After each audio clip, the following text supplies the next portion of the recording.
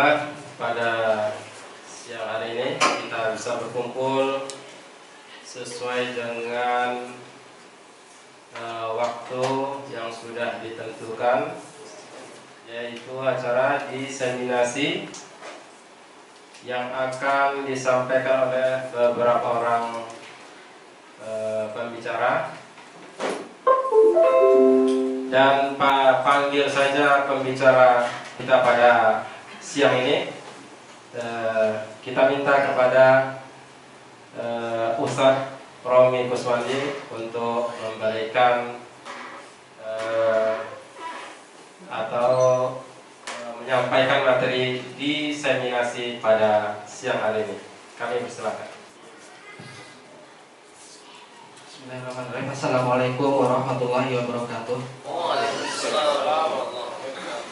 Alhamdulillah rabbil alamin, wassalatu wassalamu ala asrofil anbiya'i wal mursalin wa ala alihi washabihi ajmain.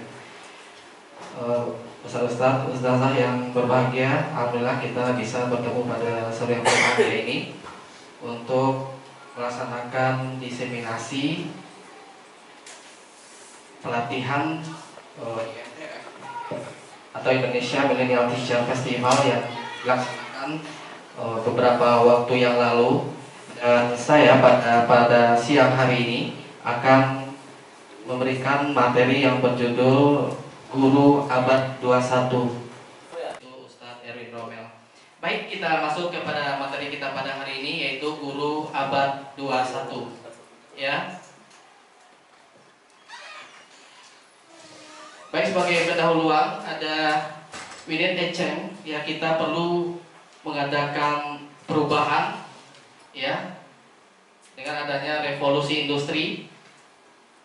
Kemudian kita lanjutkan, internet menjadi sumber, ya, pada saat ini, dan segala hal berbasis internet, ya, e-commerce, elektronik, ya, berupa kesehatan elektronik, kemudian pembelajaran elektronik. Ya, kemudian banyak yang kita saksikan pada saat ini yang berbasis elektronik, ya. Terus kenapa kita perlu perubahan? Yang pertama, pada suatu saat nanti profesi akan tergantikan oleh robot atau mesin secara otomatis.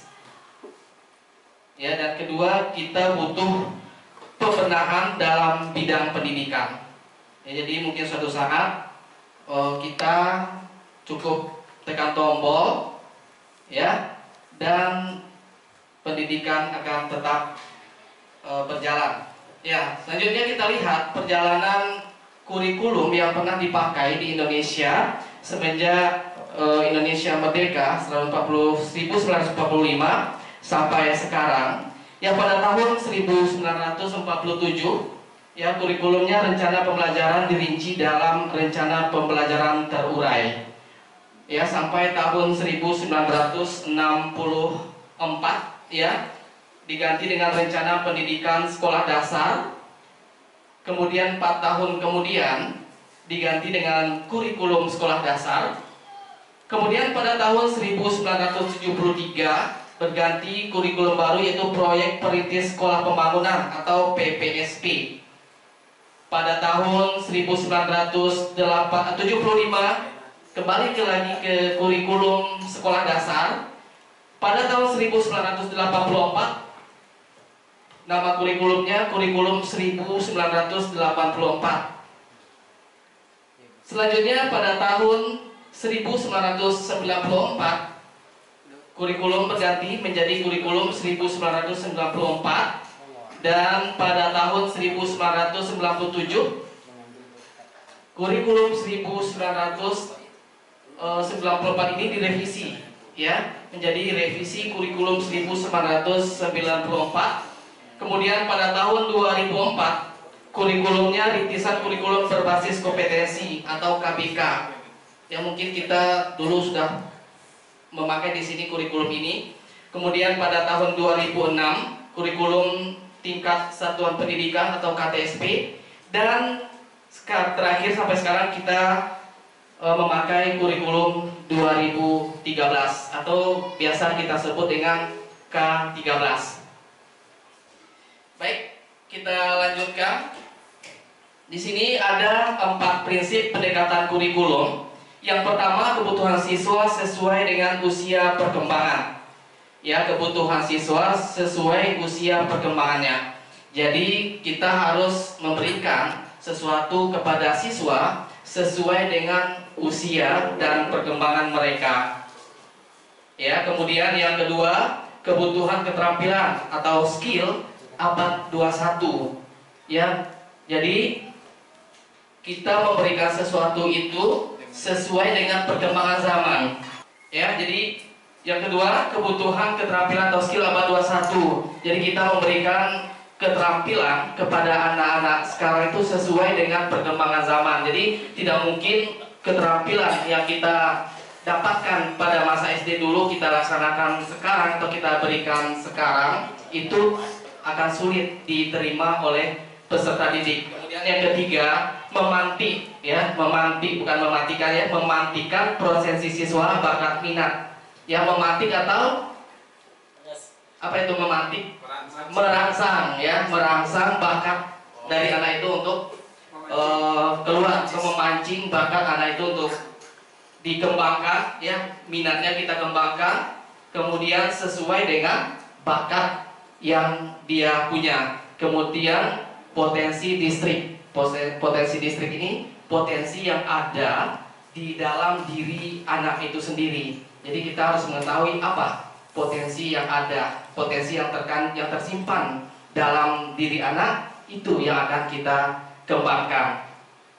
Ya, kalau anaknya sukanya olahraga, ya harusnya kita kembangkan potensi anak itu untuk olahraga. Kalau seni, ya kita kembangkan potensi anak itu sesuai dengan bakatnya, yaitu di bidang seni. Baik, jadi kalau kita berikan sesuai dengan bakatnya, maka dia akan senang melaksanakan bakat dan minatnya tersebut. Kemudian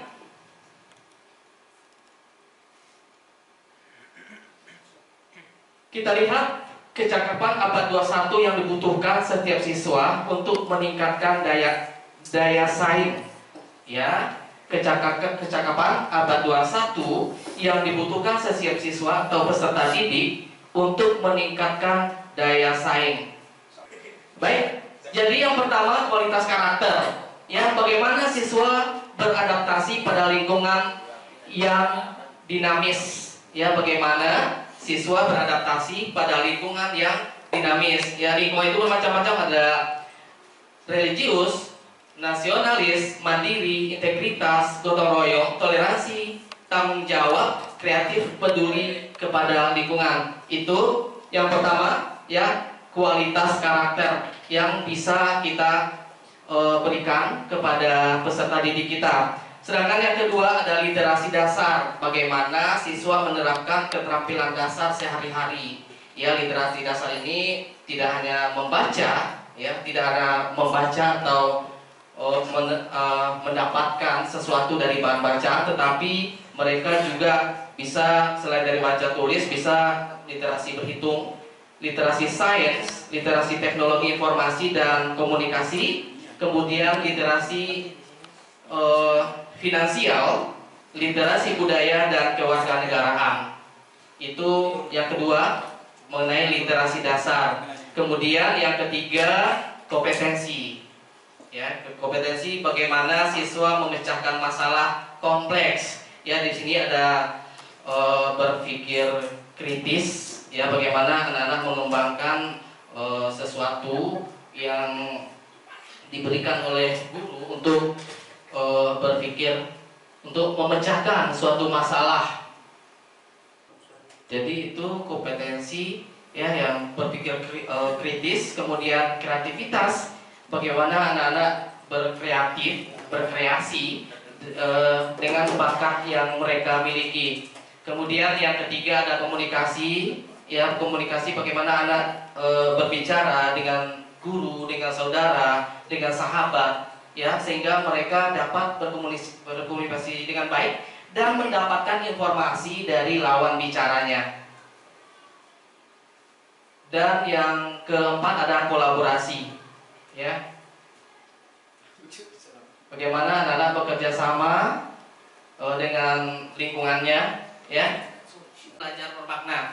Yang pertama ada joyful learning, ya. Joyful learning itu artinya belajar yang menyenangkan, ya, yaitu suatu proses pembelajaran di mana terdapat hubungan kuat antara pendidik dengan peserta didik tanpa ada perasaan terpaksa atau tertekan, ya, atau under pressure, ya. Jadi anak-anak tidak merasa di bawah tekanan untuk belajar. Mereka bisa belajar dengan menyenangkan, dengan gembira, tanpa ada tekanan atau merasa terpaksa untuk belajar.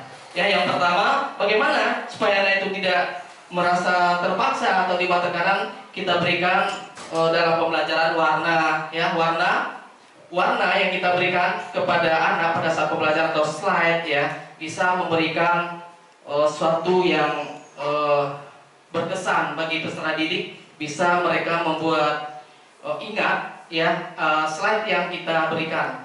Yang kedua ada gambar-gambar yang menarik, tentunya akan bisa membuat peserta didik itu ingat akan pelajarannya. Kemudian yang ketiga ice breaking.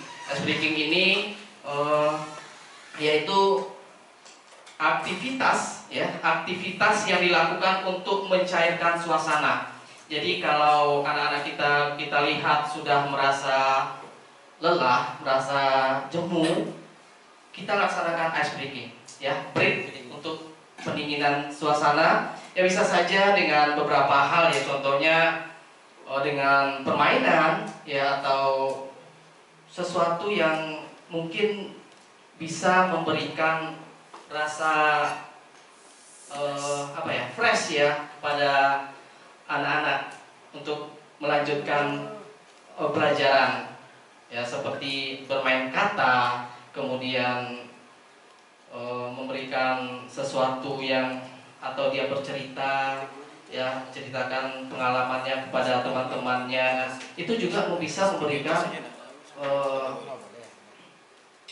bentuk membuat fresh bagi kawan-kawannya, ya. Itu disebut ice breaking.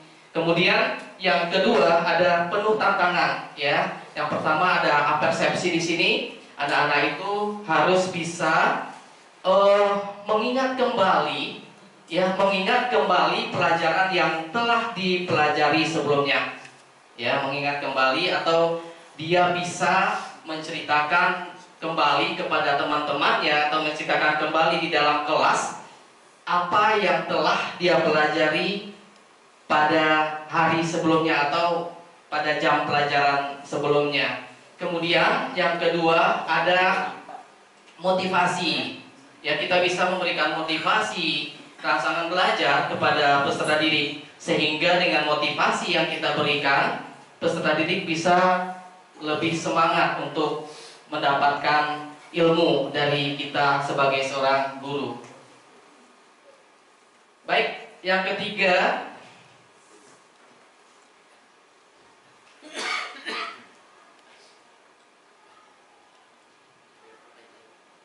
ada student center learning.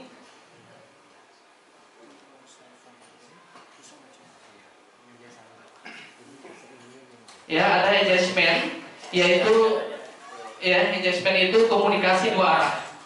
Ya, komunikasi dua arah, dimana bagaimana kita bisa berkomunikasi dengan peserta didik kita, temannya bisa berkomunikasi dengan temannya yang lain, atau kita bisa berkomunikasi dengan semua peserta didik di dalam kelas. Kemudian yang kedua, lakukan, ya, lakukan apa yang bisa dilakukan untuk menambah pembelajaran, mengasah pembelajaran, atau apapun yang bisa kita laksanakan untuk memberikan motivasi untuk apa yang bisa dikerjakan oleh anak-anak sehingga dia bisa belajar dengan baik. Kemudian feedback, ya, umpan balik, ya, umpan balik. Jadi apa yang kita berikan bisa diterima oleh anak, dan kita bisa kita tanya, anak-anak bisa menjawab apa yang kita tanya mengenai pelajaran apa yang telah kita berikan. Kemudian yang terakhir dokumentasi, ya tentunya dengan cara merekam atau mempublikasikan dan apresiasi, memberikan sesuatu kepada siswa atau peserta didik, ya sehingga apa yang kita berikan dapat dipahami dan bisa menjadi ilmu yang bermanfaat bagi peserta didik. Baik, mungkin itu saja yang bisa saya sampaikan pada kesempatan ini, yaitu yang kami dapatkan pada sesi 2, ya, pada seminar IMTF yang diberikan oleh Pak Munif Khatib MPD beberapa waktu yang lalu. Baik, itu yang dapat saya sampaikan. Akhirnya saya sudahi dengan permohon maaf jika ada khilaf dan kesalahan atau kata yang tidak pada tempatnya dalam menyampaikan materi ini. Akhirnya, Assalamualaikum warahmatullahi wabarakatuh.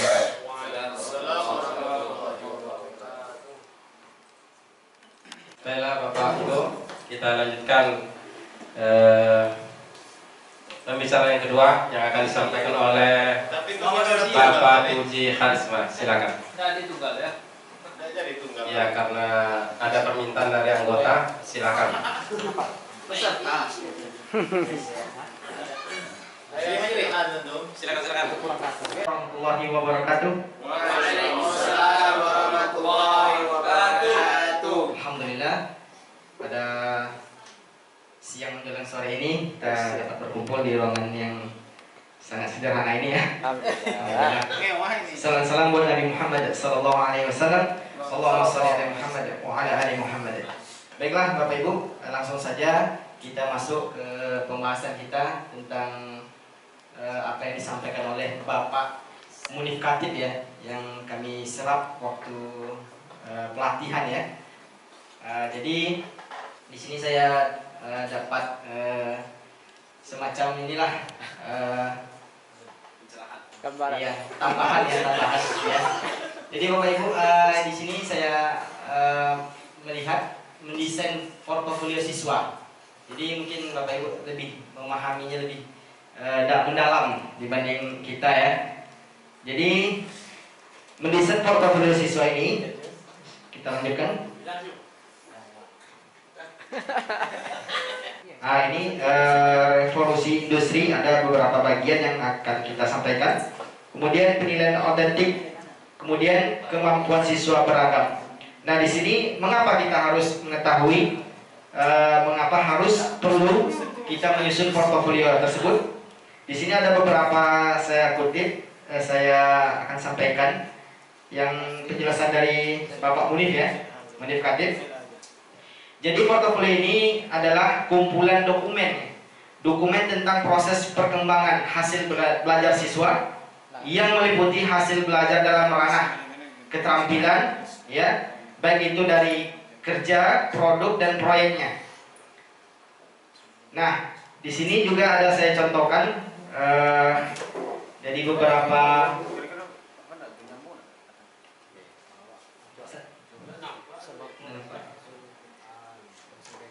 ini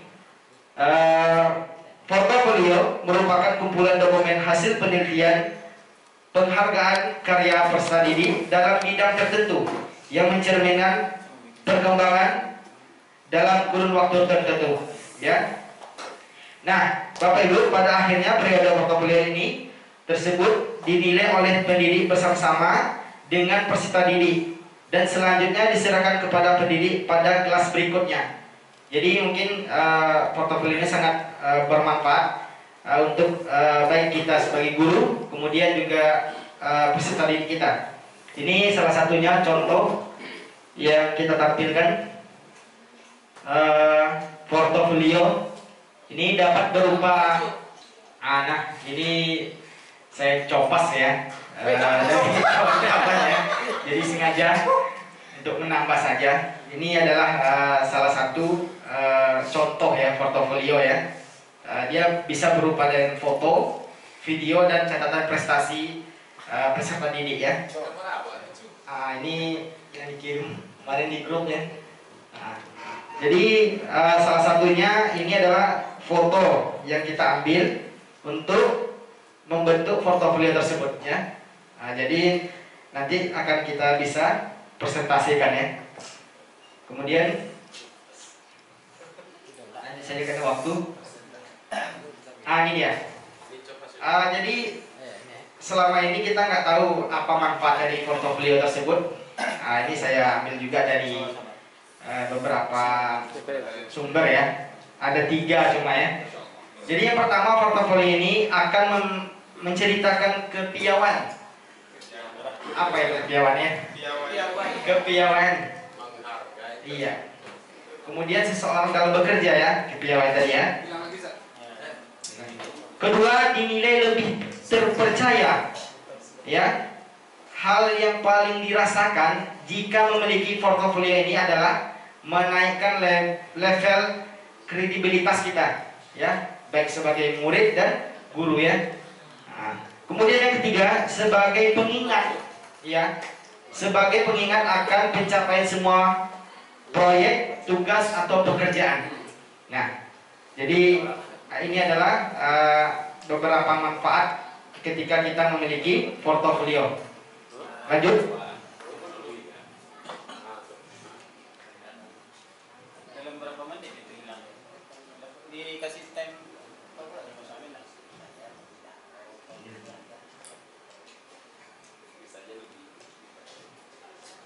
Ini dia. Isi dari portofolio itu ada beberapa ya, yang kita lihat di sini di slide ini. Kumpulan hasil penilaian aktivitas internal sekolah ya, berupa proses belajar yang dinilai dengan instrumen rubrik ya. Nah, itu kita bisa lihat di slide. Ada unjuk rasa, produk atau karya, proyek ya. Iya, unjuk kerja ya. Iya. Ini Bapak Ibu. Jadi kumpulan aktivitas eksternalnya sekolah mengikuti lomba ya, pertandingan ya.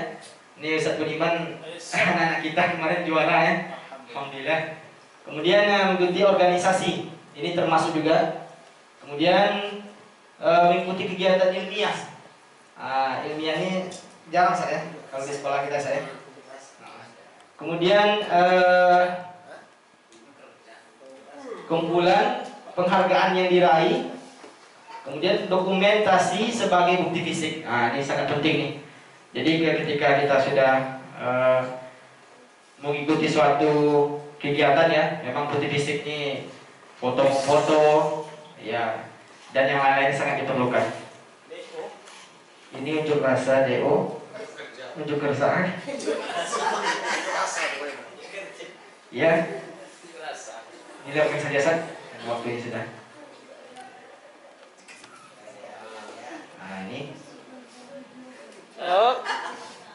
Ini seperti apa mendesain portofolio?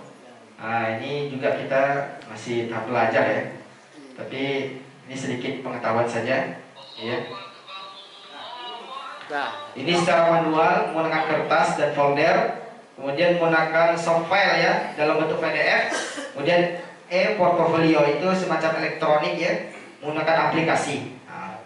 Jadi ada beberapa desain di dalam portofolio ini yang bisa kita lihat di slide ini ya. Mungkin itu saja yang dapat saya sampaikan, sedikit banyaknya tentang portofolio ini. Atas kekurangannya saya mohon maaf. Wassalamualaikum warahmatullahi wabarakatuh.